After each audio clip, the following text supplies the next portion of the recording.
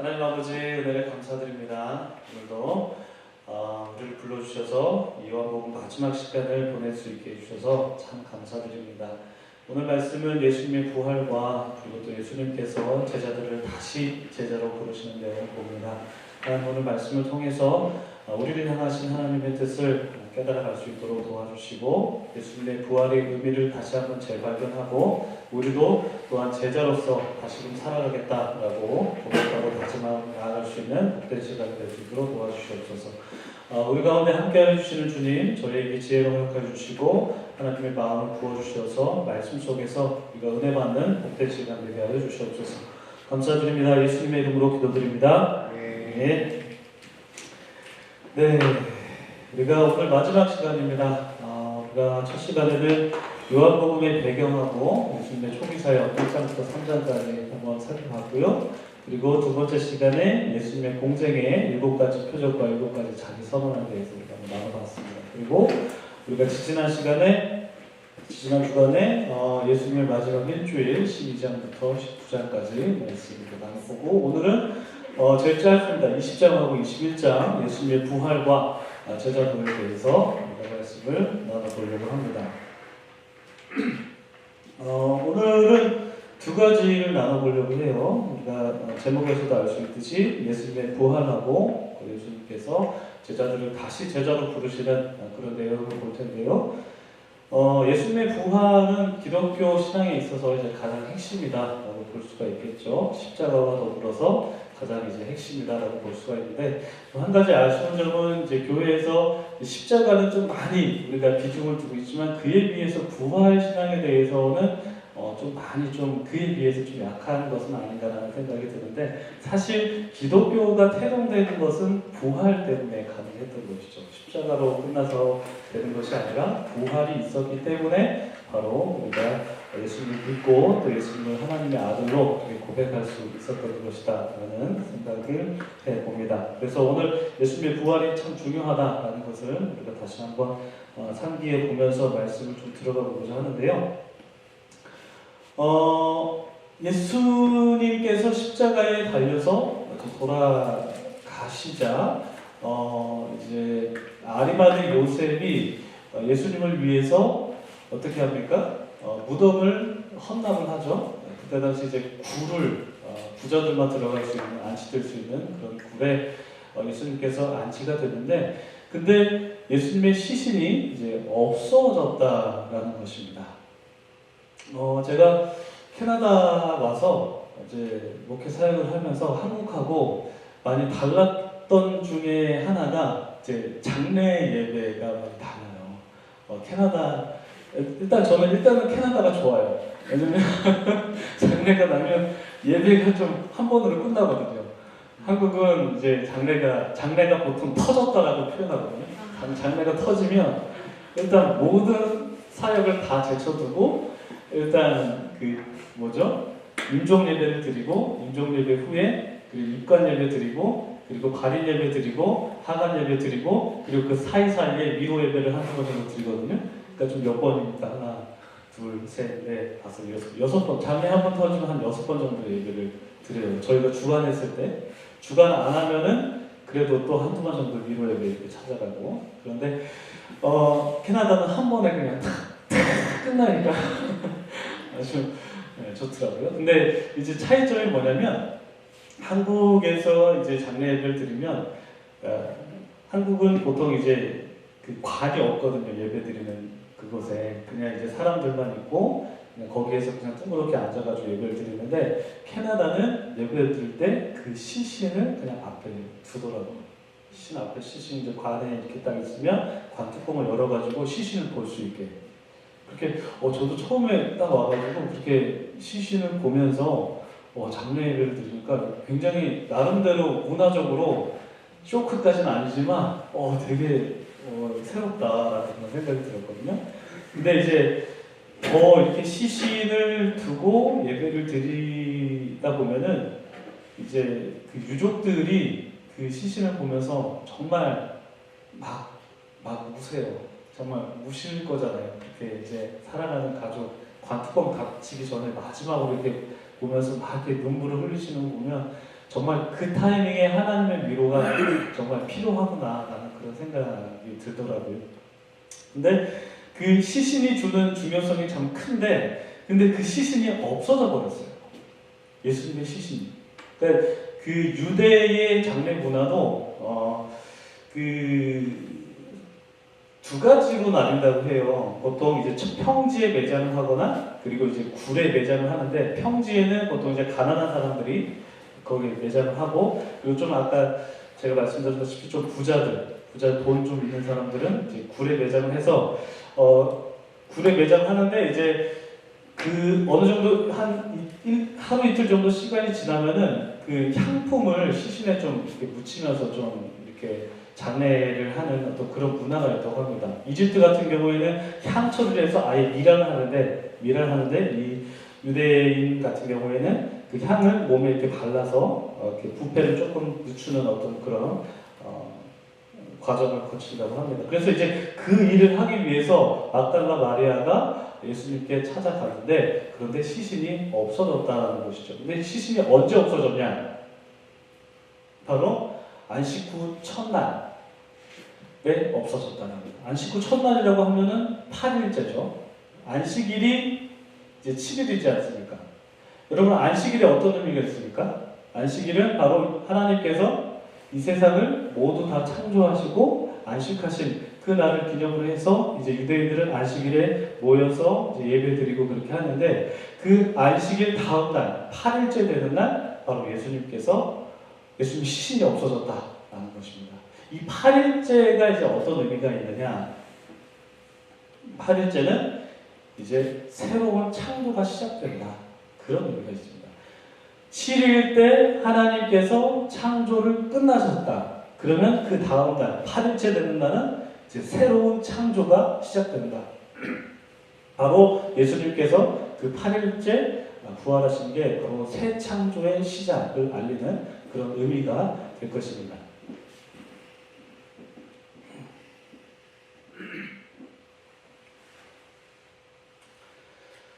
그래서 이제 막달라 마리아가 예수님의 시신이 없어진 것을 보고 굉장히 당황스러워하고 놀라고 막 울면서 이제 제자들을 찾아가죠. 제자들을 찾아가서 예수님 시신이 없어졌다라고 울고 하죠. 그래서 이제 베드로와 예수님께서 사랑하시는 제자 누구죠? 네, 요한. 이 베드로와 요한이 이제 예수님께서 계시는 곳으로 그렇게 가게 됩니다. 그래서 오늘 본문 한번 읽어보겠는데요. 요한복음 20장 1절부터 10절까지 말씀, 저와 여러분이 한 줄씩 교독해서 읽으면 좋을 것 같아요. 준비되셨나요? 네, 요한복음 20장 1절부터 10절까지 말씀, 저와 여러분이 한 줄씩 교독하도록 하겠습니다. 안식 후 첫날 일찍이 아직 어두울 때에 막달라 마리아가 무덤에 와서 돌이 무덤에서 옮겨진 것을 보고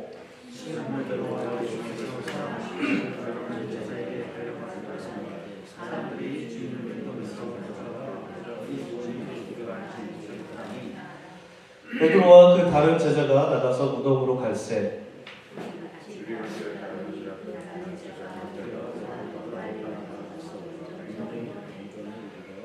구려 세마포 놓인 것을 보았으나 들어가지는 아니하였더니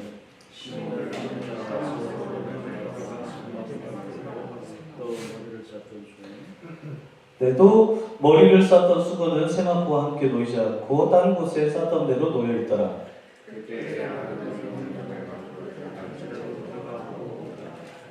그들은 성경에 그가 죽은 자 가운데서 다시 살아나야 하리라 하신 말씀을 아직 알지 못하더라. 이에 두 제자가 자기들의 집으로 돌아가니라. 자, 1절 보시면 안식 후 첫날 일찍 아직 어두운 때에 막달라 마리아가 무덤에 와서 이제 돌이 무덤에서 옮겨진 것을 봤습니다. 그래서 이제 굉장히 슬퍼했죠. 시몬 베드로와 예수께서 사랑하시던 그 제자에게 달려가서 말을 했습니다. 사람들이 주님을 무덤에서 가져다가 어디 뒀는지 우리가 알지 못하겠다 라고 하자 베드로와 그 다른 제자 요한이죠. 요한이 나가서 무덤으로 가는 겁니다. 둘이 같이 막 다름질을 했는데 그 다른 제자가 베드로보다 더 빨리 달려가서 먼저 무덤에 이르렀다라고 되어 있죠. 저기 PPT가 예. 그러니까 요한과 베드로가 지금 열심히 예수님의 무덤으로 달려가고 있습니다. 여러분 이 앞에 그림을 보시면 감이 하나 좀 있는데 그 웨젠 비루낭이라는 그 스위스 화가가 그 부활 새벽에 무덤으로 달려가는 사도 요한과 베드로를 지금 그린 장면입니다. 여러분 이 그림 보시면 지금 어떤 느낌이세요? 지금 누가 요한이죠? 그걸 나이가 그걸 물어보고 싶으셨어요. 누가 요한일 것 같으십니까? 네, 하얀색이 요한일 것 같아요. 그리고 오른쪽에 있는 이제 베드로의 모습인데 여러분 이 표정이 잘 지금 안 보이시죠?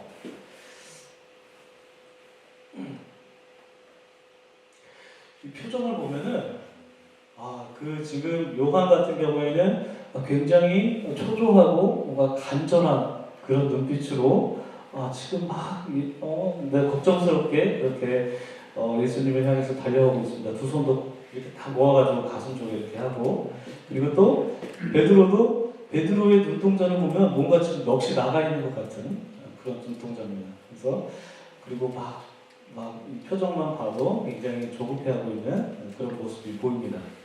그래서 이 요한과 베드로가 예수님을 향해 지금 막 달려가고 있어요.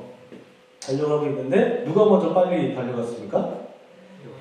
예, 4절 보시면 둘이 같이 달을 하더니 그 다른 제자가 베드로보다 더 빨리 달려가서 먼저 무덤에 이르렀다. 근데 먼저 갔는데요. 5절 보시면 구부려 세마포 놓인 것을 보았으나 들어가지는 않았다. 여기에서 이 사도 요한과 베드로의 캐릭터를 좀 볼 수가 있어요. 요한은요, 일단 걱정스러운 마음에 정말 전속력 빨리 갔는데 무덤에는 안 들어갑니다. 안 들어가고 그 곁에 서가지고 무덤 안을 이렇게 쭉 들여다봐요. 그러니까 지금 현장을 최대한 보존하려고 하는 거죠. 굉장히 조심스러운 성격이에요, 요한은. 관찰하고, 최대한 관찰하고 이렇게 들어가려고 했다라는 것이죠. 근데 베드로는 어떻습니까? 6절 보시면 시몬 베드로는 따라와서 무덤에 들어가 보니 세마포가 놓고 시몬 베드로는 뒤돌아가지고 그냥 무작정 그냥 무덤에 들어가요. 여기 이제 캐릭터가 좀 갈리는 모습을 볼 수가 있습니다.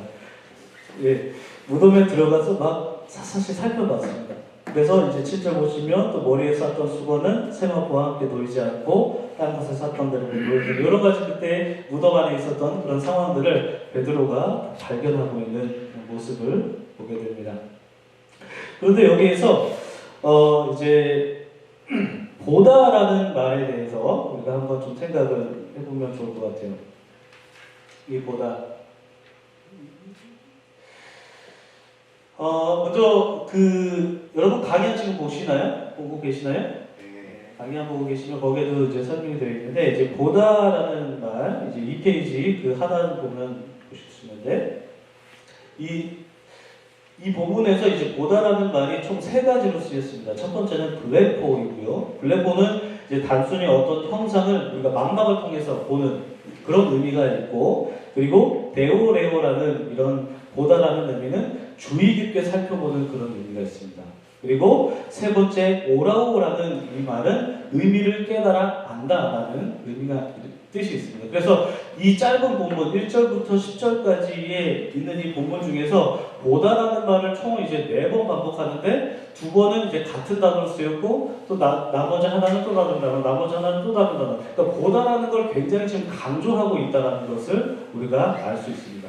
근데 첫 번째 보다, 그냥 단순히 망막을 통해서 보다라는 말이 이제 1절, 이제 마리아가 무덤에 와서 그냥 옮겨진 것을 봤다라는 것, 여기에 쓰였고, 그리고 또, 요한이 먼저 도착했지만, 이제 그 굴을 봤죠. 그냥 상태를 봤죠. 여기서 또 이제 블레포가 쓰였고, 그리고 6절에서의 보다는 데오레오가 쓰였습니다. 그러니까 주의 깊게, 베드로가 그 굴 안을 살펴봤다라는 그런 의미에서 쓰였고, 그리고 8절 보시면 이제 다 살펴본 후에 이제 요한도 들어가죠. 요한도 들어가서 이제 봤는데 여기에서 봤다라는 것은 의미를 깨달아 알았다라는 그런 의미로 쓰였습니다. 그러니까 그냥 보고 샅샅이 보고 의미를 깨달아 알아보고, 그러니까 이 보다라는 말이 점점 확장되고 있다는 것입니다.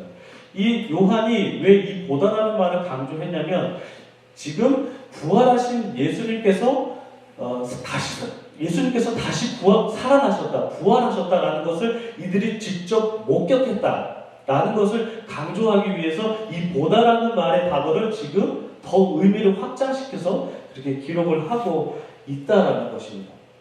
그래서 이 지점에서 제자들이 정말 확실히 예수님을 보고 예수님이 정말 다시 살아나셨구나라는 것을 깨달아 알았다라는 것이 이제 확장되고 있다라는 것으로 우리가 해석할 수가 있습니다.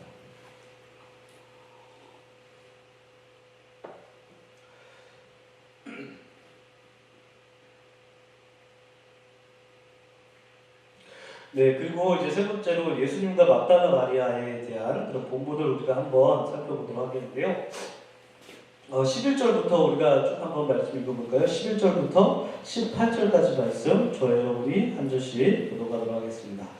마리아는 무덤 밖에 서서 울고 있더니 울면서 구부려 무덤 안을 들여다보니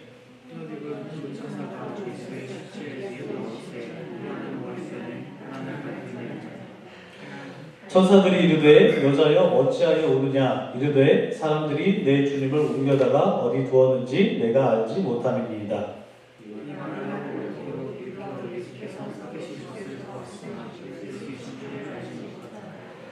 예수께서 이르시되 여자여 어찌하여 울며 누구를 찾느냐 하시니 마리아는 그가 동산지기인 줄 알고 이르되 주여 당신이 옮겼거든 어디 두었는지 내게 이르소서 그리하면 내가 가져가리이다.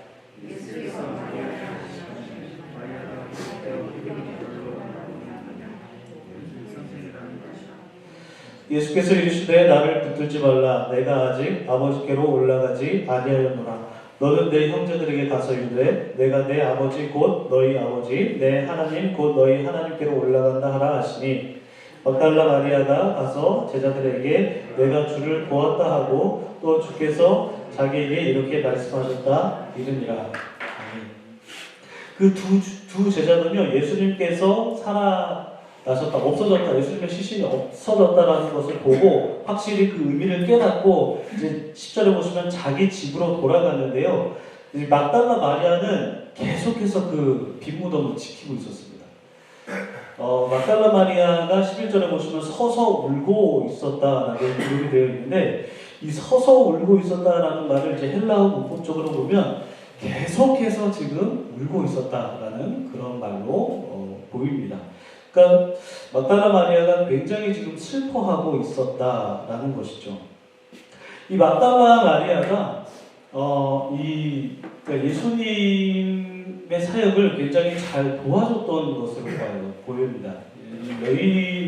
이 막달라 마리아라는 여인이 예수님으로 인하여서 그 은혜를 받고 그리고 7귀신에 사로잡혔다가 이제 예수님으로 인해서 이제 해방되는데 이 막달라 마리아가 자기의 소유로 예수님을 섬기고 복음 사역에 굉장히 협력했던 인물로 이렇게 성경에서는 묘사가 되어 있는데 그래서 한 전승에 따르면 이 막달라 마리아가 예수님의 제자였다라고 그렇게 표현하기도 됩니다. 성경에는 이제 제자라고는 말씀되어 있지 않지만 어떤 한 전승에 따르면 이 막달라 마리아가 예수님의 제자라고 그렇게 기록이 되어 있을 만큼 이 막달라 마리아와 예수님의 관계가 굉장히 좀 친밀하고 또 그리고 막달라 마리아가 예수님에게 굉장히 의존적이었다라고 그렇게 볼 수 있는데 이 막달라 마리아가 이제 예수님의 어떤 시신이 없어졌다는 것을 보고 굉장히 슬퍼하고 계속 울고 있었다는 것이죠.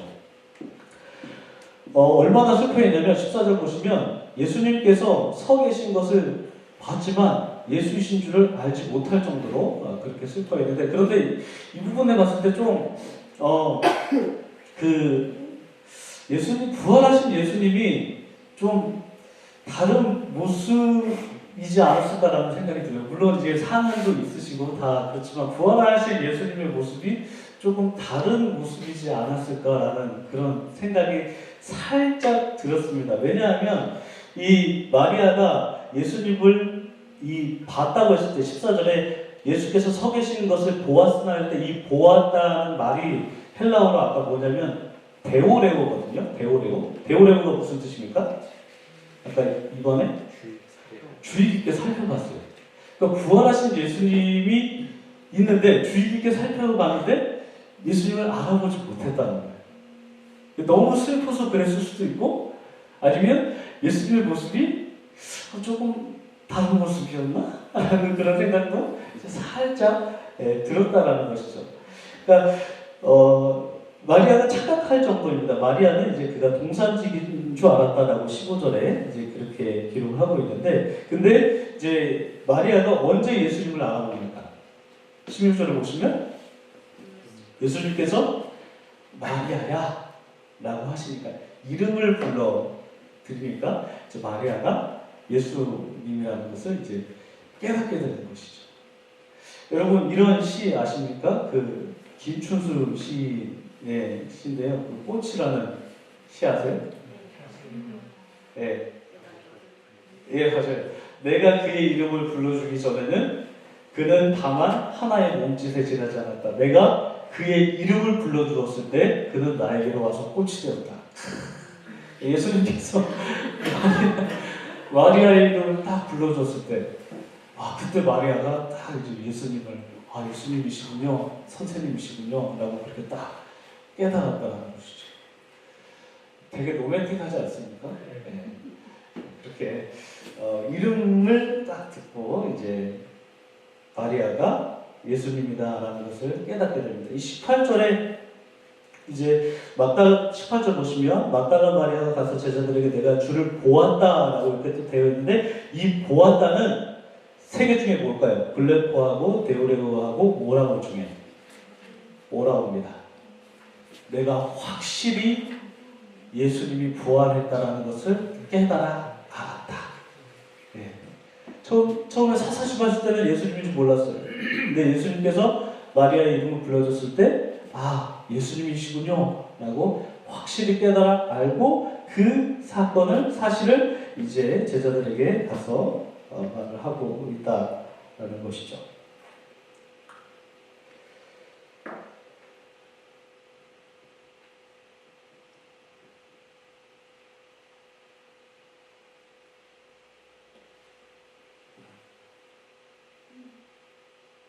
그리고 한 가지 더 여러분께 좀 말씀드리고 싶은 게 뭐냐면, 여러분 그 11절 다시 한번 12절 한번 보실까요? 12절 보시면 이제 마리아가 11절에서 막 서서 울고 있었습니다. 근데 12절 보시면 흰옷 입은 두 천사가 예수의 시체에 누웠던 곳에 하나는 머리편에 하나는 발편에 앉았다. 천사가 두 명이 있었는데, 한 천사는 예수님께서 계셨던 그 상 위에 머리편에 앉았고, 한 천사는 발 쪽에 앉았다.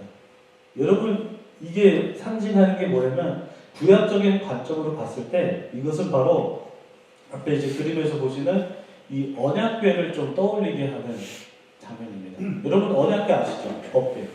여기 뭐가 들어갔죠? 모세의 10계명 돌판 2개랑 또 아론의 쌍난 지팡이 또 맞나? 여러분 앞에 나오셔서 강의하셔도 될 것 같아요. 이 법궤에 아까 뭐 돌판 2개 들어가고, 그리고 또 이제 아론의 지팡이 들어가고, 이제 만나가 들어가는데, 이 법궤가 성소 안에 어디에 있죠?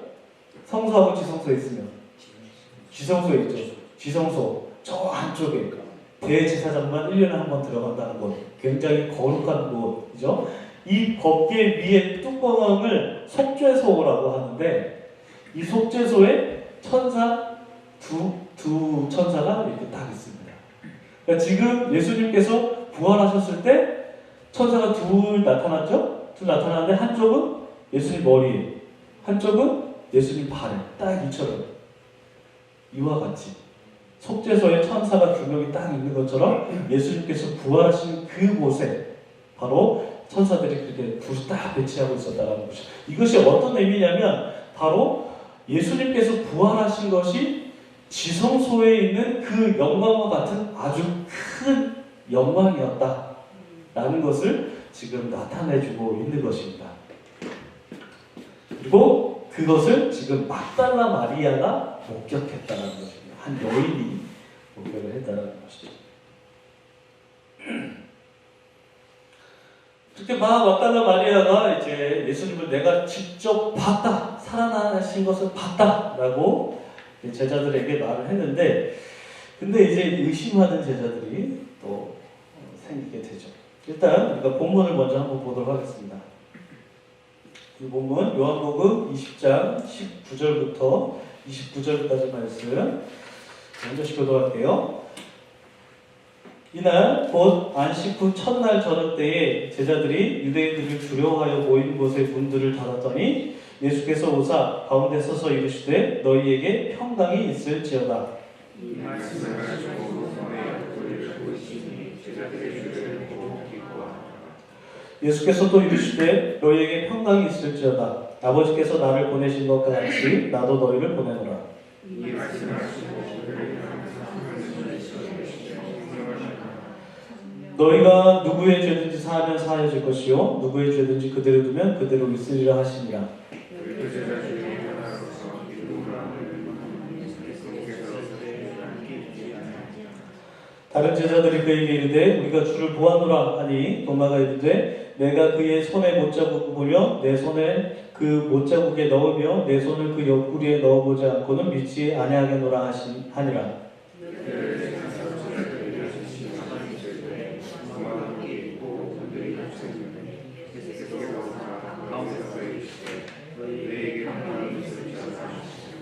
도마에게 이르시되 내 손가락을 이리 내밀어 내 손을 보고 내 손을 내밀어 내 옆구리를 넣어보라. 그리하여 믿음 없는 자가 되지 말고 믿는 자가 되라.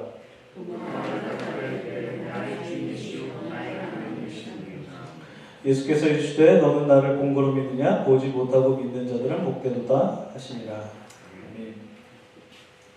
19절을 보시면요, 이날 안식 후 첫날 8일째죠. 8일째 되는 날에 저녁 때에 제자들이 유대인들을 두려워해서 모인 곳들의 문들을 다 닫았습니다.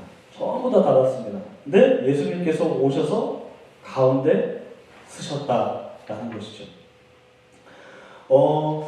지금 문이 전부 다 닫혀 있습니다. 전부 다 닫혀 있는데 예수님께서 문을 열었다는 말씀이 없어요. 근데 그 오사 그 가운데 서셨다라는 것입니다.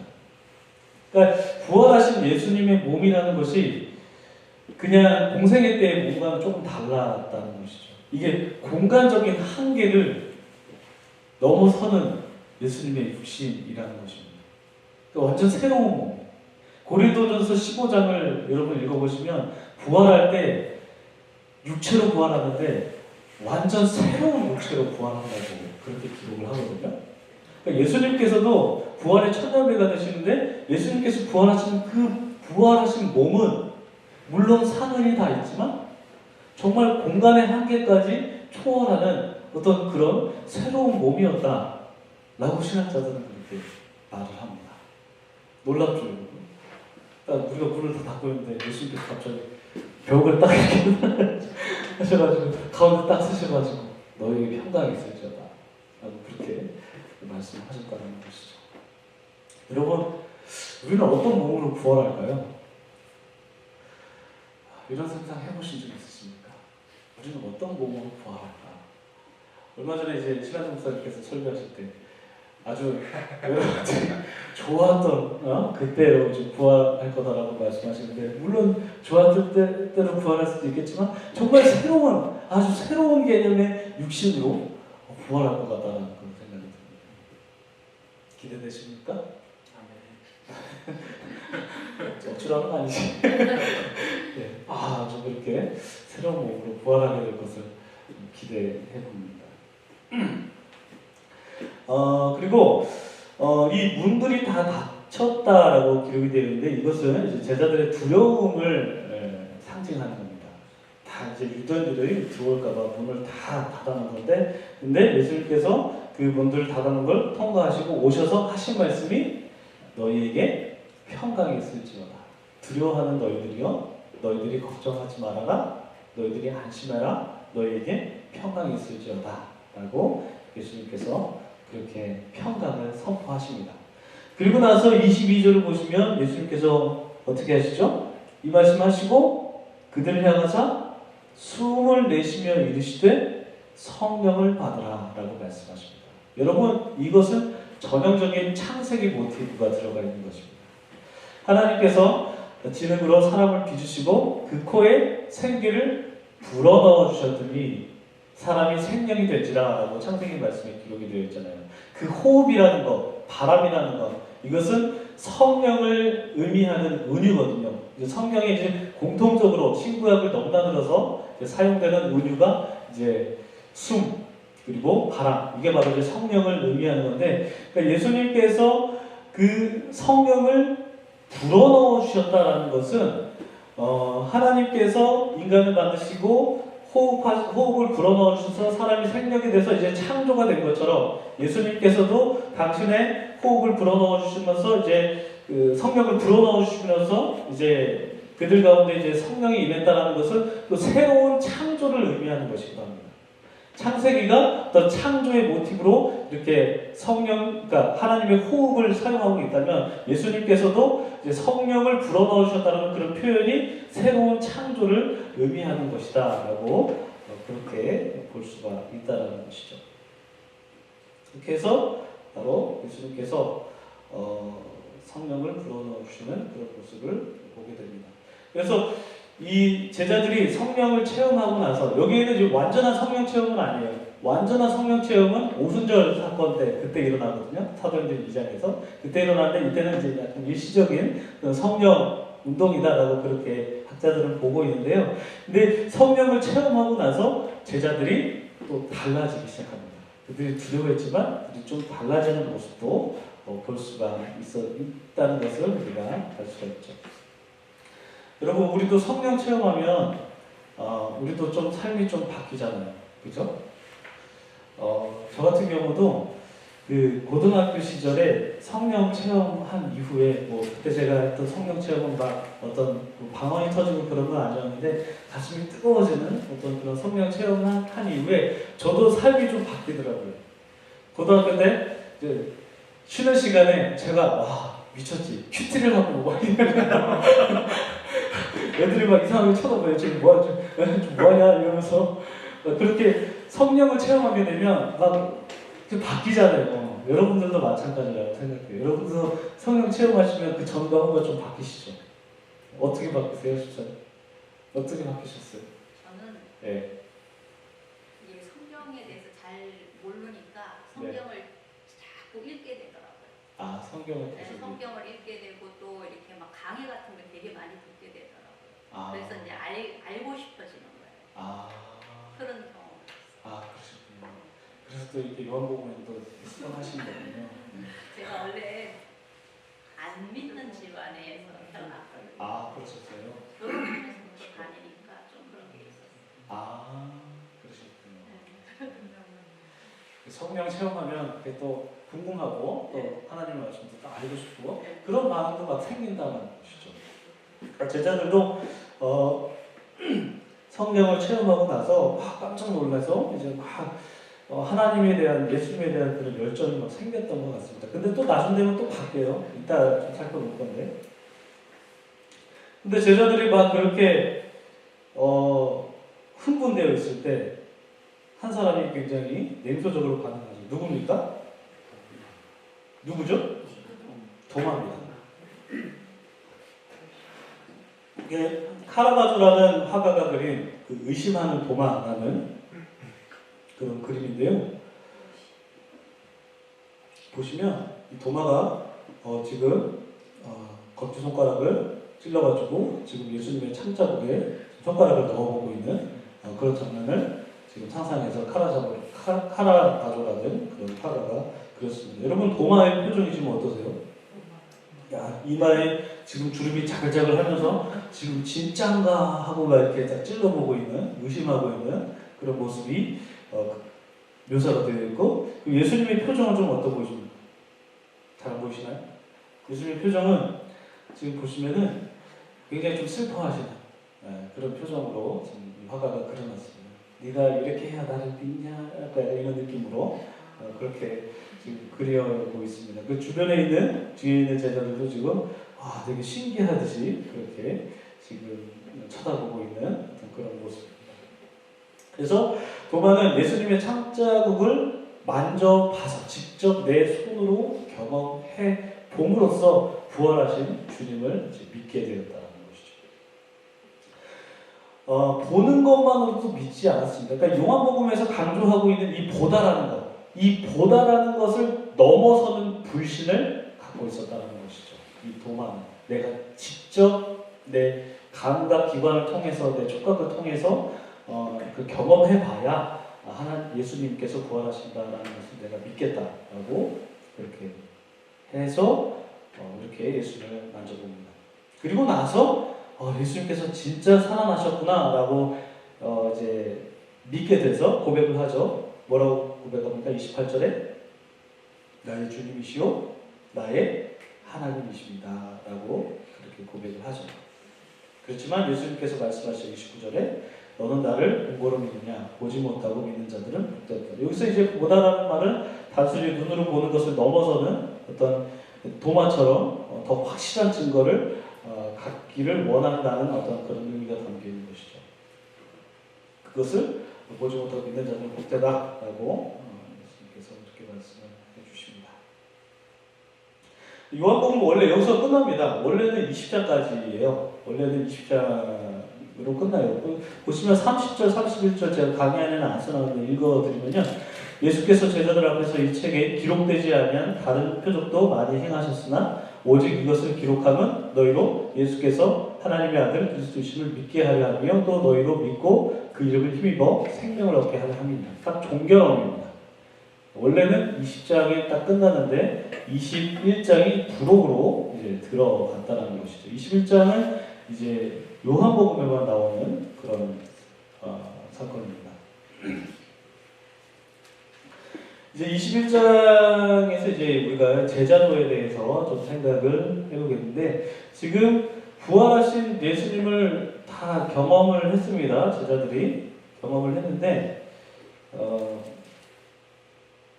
그런데 이 제자들이 좀 달라진 모습을 살아가고 있다는 것을 우리가 볼 수가 있습니다.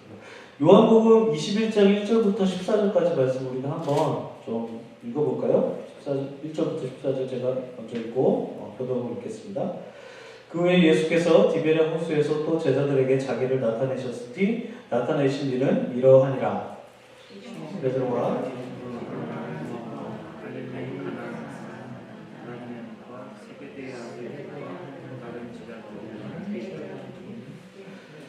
시몬 베드로가 나는 물고기 잡으러 가노라 하니 그들이 우리도 함께 가겠다 하고 나가서 배에 올랐으나 그날 밤에 아무것도 잡지 못하였더니 날이 새어갈 때에 예수께서 바닷가에 서셨으나 제자들이 예수인 줄 알지 못하는지라. 예수께서 이르시되 얘들아 너희에게 고기가 있느냐 대답하되 없나이다. 이르시되 그물을 배의 오른편에 던지라. 그리하면 잡으리라 하시니 이에 던졌더니 물고기가 많아 그물을 들 수 없더라. 예수께서 사랑하시는 그 제자가 베드로에게 이르되 주님이시라 하니 시몬 베드로가 벗고 있다가 주님이라 하는 말을 듣고 겉옷을 두른 후에 바다로 뛰어내리더라. 다른 제자들은 육지에서 거리가 불과 한 50칸쯤 되므로 작은 배를 타고 물고기 든 그물을 끌고 와서 육지에 올라보니 숯불이 있는데 그 위에 생선이 놓였고 떡도 있더라. 예수께서 이르시되 지금 잡은 생선을 좀 가져오라 하시니 시몬 베드로가 올라가서 그물을 육지에 끌어올리니 가득히 찬 큰 물고기가 153마리라. 이같이 많으나 그물이 끊어지지 아니하였더라.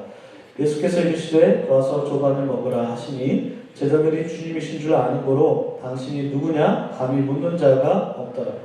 예수께서 가셔서 떡을 가져다가 그들에게 주시고 생선도 그와 같이 하시니라. 이것은 예수께서 죽은 자 가운데서 살아나신 후에 세 번째로 제자들에게 나타나신 것이다. 지금 제자들이 부활하신 예수님을 다 경험을 했는데 여러분 같으면 어떻게 하시겠어요? 여러분 같으면 부활하신 예수님을 경험했어요. 그러면 예수님을 전하러 가시겠어요? 아니면 다른 일 하러 가시겠어요? 찾으러 가시면 누굴 찾아? 예수님을 찾으러. 예수님 어디 가실지 부활하신 일 내가 다 찾고 나겠어. 이렇게 예수님을 따라갈 수도 있고 아니면 예수님을 전할 수도 있고. 그런데 지금 제자들이 어떻게 하고 있습니까? 3절 보시면 시몬 베드로가 나는 물고기 잡으러 가노라 하니 그들이 다 같이 갔다는 것이죠. 다시 원래 그들이 제자로 부름받기 그 전의 모습으로 다시 돌아왔습니다. 참 아이러니해요. 그렇지 않아요?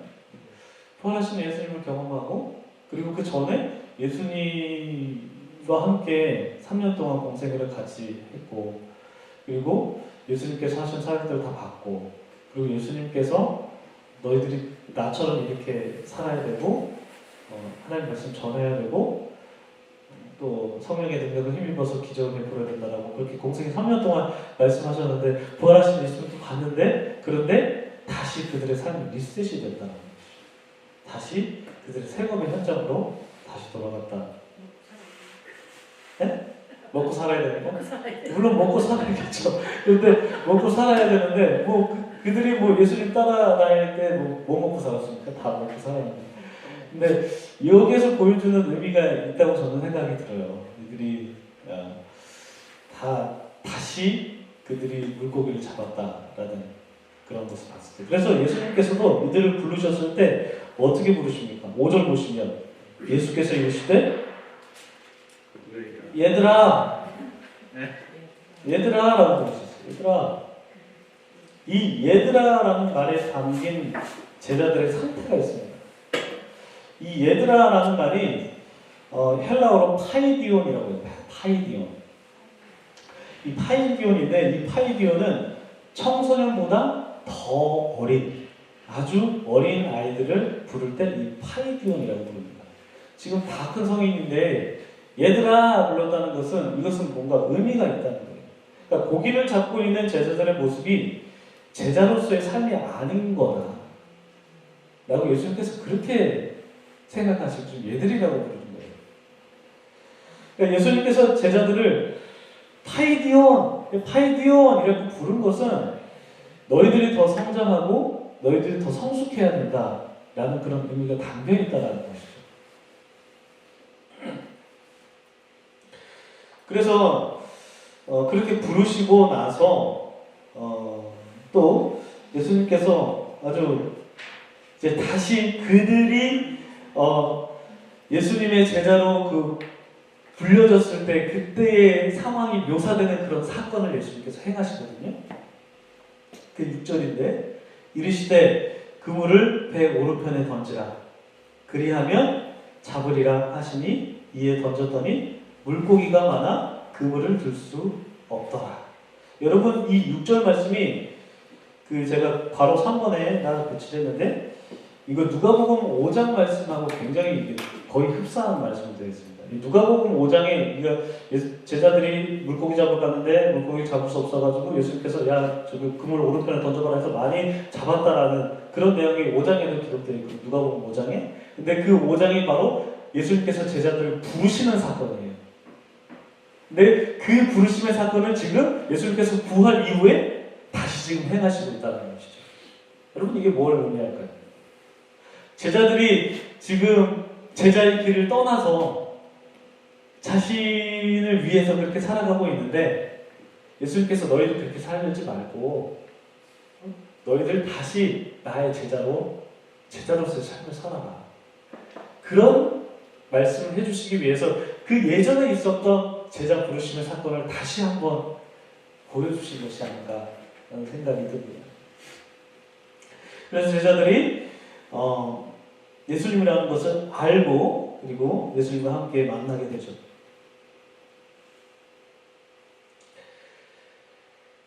구절 보시면 육지에 올라보니까 이제 숯불이 있는데 그 위에 이제 생선도 놓였고 떡도 놓여있더라. 그러니까 예수님과 제자들이 지금 아침 식사를 먹고 있었다는 것이죠.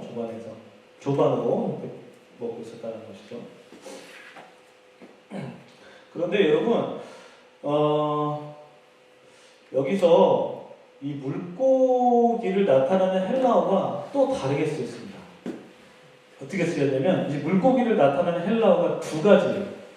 첫 번째는 그 이투스라는 말이 있고 두 번째는 옵사리온이라는 말이 있습니다. 이투스, 옵사리온.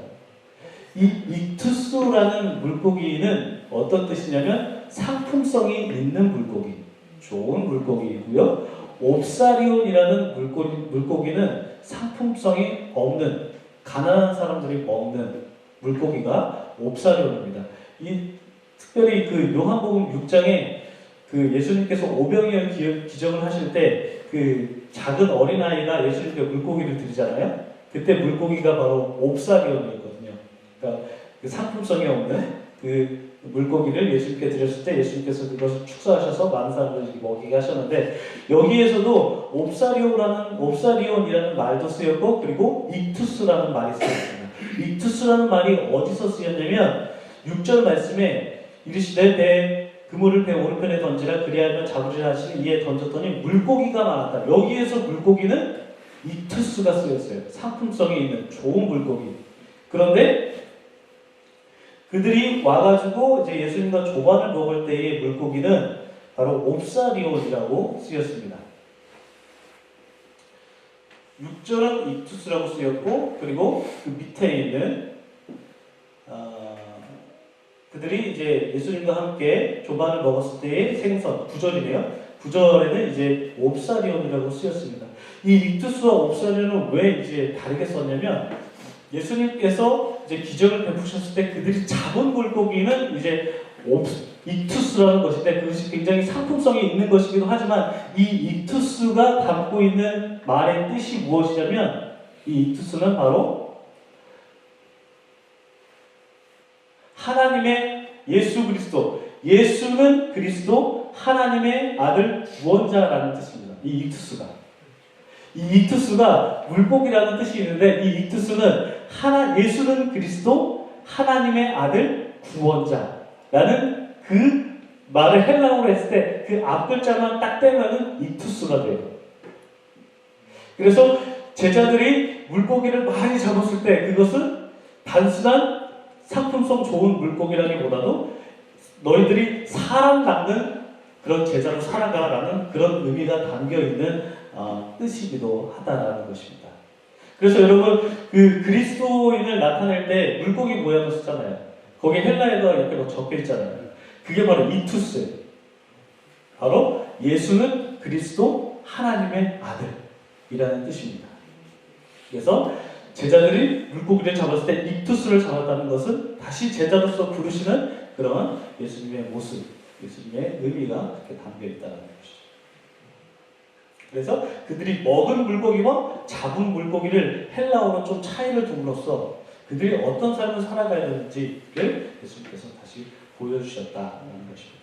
물고기 잡는 사람이 아니라 너희들이 사람 잡는 업으로 살아가라 라고 그렇게 보여주신 것이죠.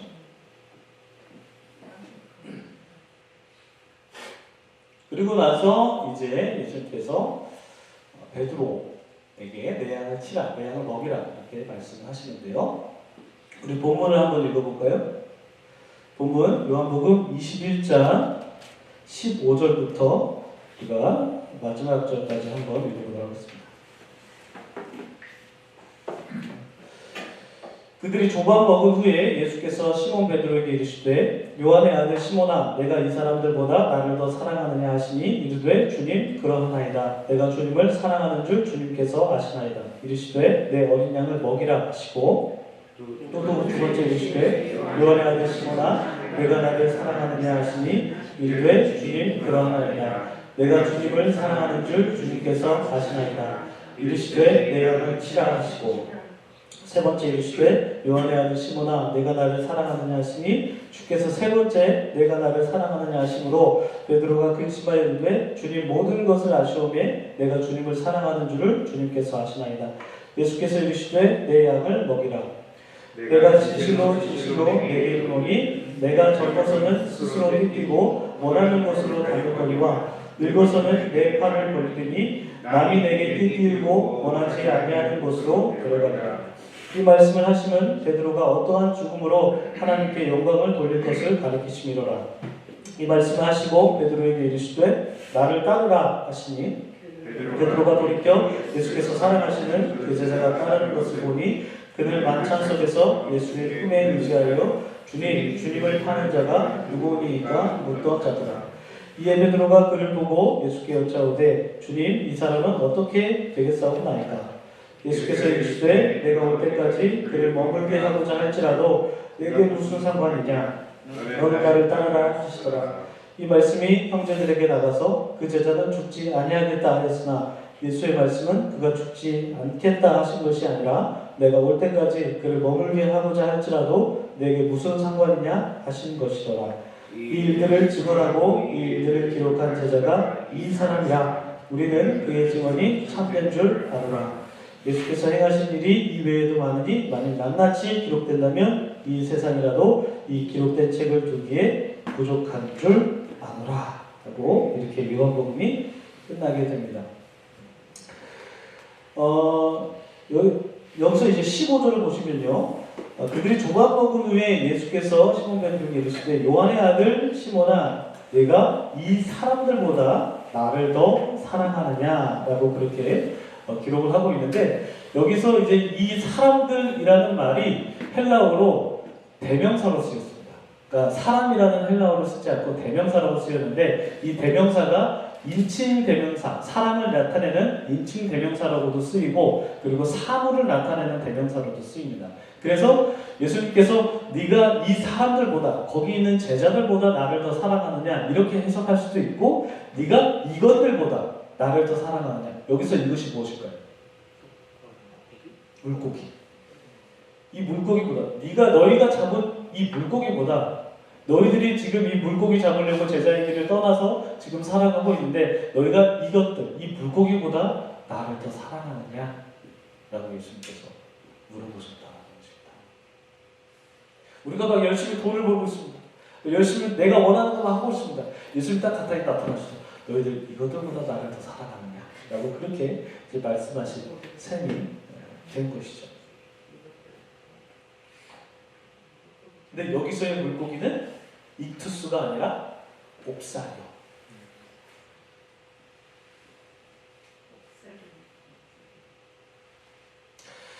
여러분들이 중요하게 여기시는 거 있잖아요. 사랑하는 거 있으시잖아요. 그것들보다 네가 나를 더 사랑하느냐? 라고 부르신다면 여러분 어떠시겠습니까? 일단 나중에 한번 소그룹할 때 한번 나눠보십시오. 네. 그리고 나서 이제 예수님께서 말씀하시죠. 사랑한다고 이제 베드로가 대답하니까 주님께서 아시나이다 이렇게 대답하니까 예수님께서 내 어린 양을 먹이라 15절에 말씀하시고 그리고 또 한번 물어보시죠. 그리고 대답하자 예수님께서 16절에서 내 양을 치라 라고 말씀하시죠. 그리고 17절에서는 내 양을 먹이라 라고 말씀하십니다. 그러니까 종합해보면 첫 번째는 어린 양을 먹이라, 두 번째는 양을 치라, 세 번째는 양을 먹이라. 조금씩 포인트가 조금씩 다릅니다.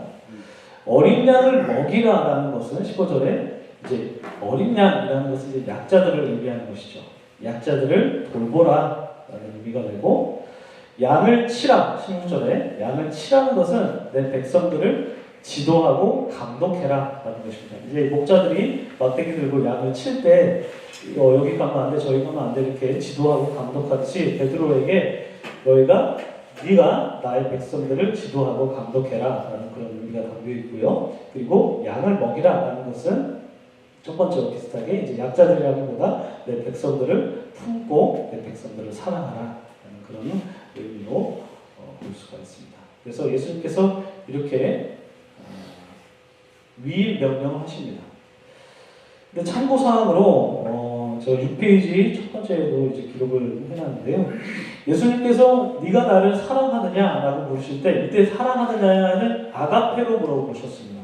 아가페는 보통 어떻게 해석되냐면 신적인 사랑, 디바인 러브 이렇게 해석이 돼요. 그래서 네가 나를 신적으로 사랑하느냐 이렇게 볼 수 있겠죠. 근데 베드로는 이제 사랑한다고 대답할 때 아가페로 대답한 게 아니라 필레오로 대답을 했습니다. 이 필레오는 친구 간의 사랑, 부모와의 자식 간의 사랑 이렇게 대답합니다.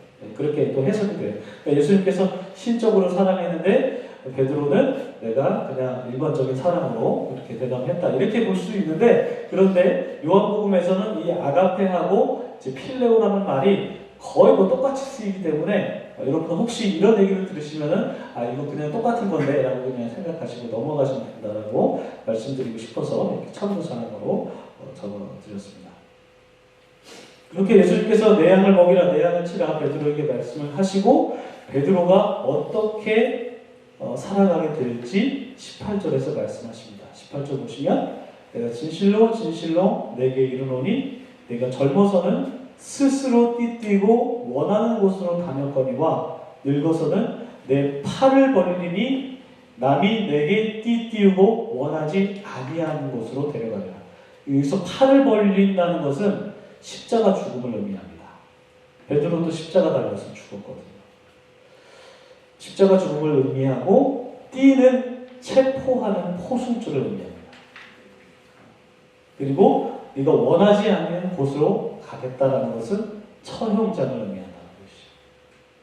그러니까 베드로가 어떻게 죽을지 예수님께서는 아셨다는 것이죠. 네가 그렇게 죽을 거야.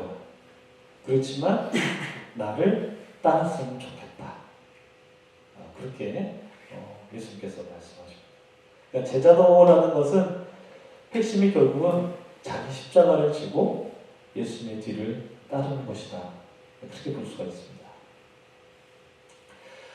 여러분, 우리가 예수님의 부활에 대해서 오늘 좀 나눠봤습니다.